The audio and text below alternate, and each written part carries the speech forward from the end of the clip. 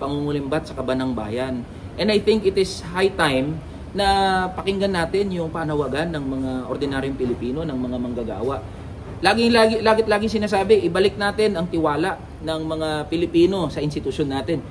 This is one of the ways. Patunayan natin na talagang seryoso tayo. Again, kung walang tinatago, walang dapat ikatakot. Release na natin yung salin. Sir, paano nyo nabili yung 2.2 million paid in cash full yung house and lot nyo? Oo. Yan kasi ay pinangalan sa akin na kami magkakapatid ay bumili ng house and lot. Pinangalan sa akin yung bahay ng aming pamilya. So pinaghirapan to naming magkakapatid. Yung ate ko kasi ay OFW sa Dubai. Yung kuya ko ay DJ broadcaster. At ako rin ay isang manggagawa. So throughout the years, pinag-ipunan namin ito. At noong 2024 ay nag-decide kami na bumili na. Kasi maliit lang yung bahay namin eh. So nakapag-ipon kami ng sapat na pera. Pinul namin yon at kasama na rin doon actually yung retirement pay ng aking mother na isang retired teacher. So sama-sama namin yung resources namin bilang pamilya at nakabili kami ng simple na bahay. And in fact, pwedeng i-check yun kung gusto makita ng mga kamanggagawa natin. Makita nila saan ako nakatira, pwede naman. Pwede ko silang itur doon sa bahay. At makikita dyan yung difference agad. Kasi alam naman natin, pag sinabing congressman, pag sinabing politiko, nakamansyon, ang daming kotse, ang daming properties.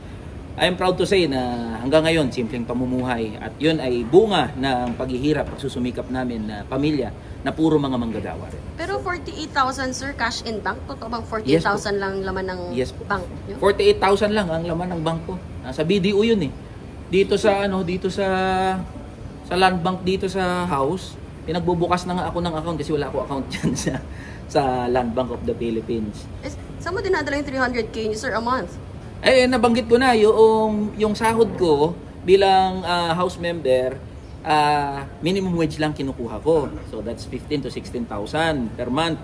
The rest ay hinahati-hati ko dun sa mga organizer namin, sa mga manggagawa din na pupunta. The rest of the fund na nakukuha ng aming opisina, pinupool namin.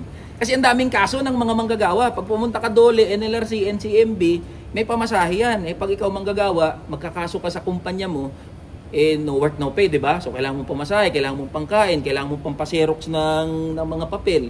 So, tinutulungan namin. Kasi meron kaming law office, kasama yung aking mga kaibigan, kadalasan pro bono yun, na binibigay doon sa ating mga kamanggagawa. So at least man lang para ma-encourage yung mga manggagawa natin na mag-file ng kaso, tumindig para sa kanilang karapatan, di na nila problemahin, wala kasi kaming pamasahe, wala kaming pangkain. O sige, mag-file kayo ng kaso, ito pamasahe, ito pangkain. So nakukuha ko lang doon sa aking sahod ay 15,000 per month. The rest, nakadivide na yun.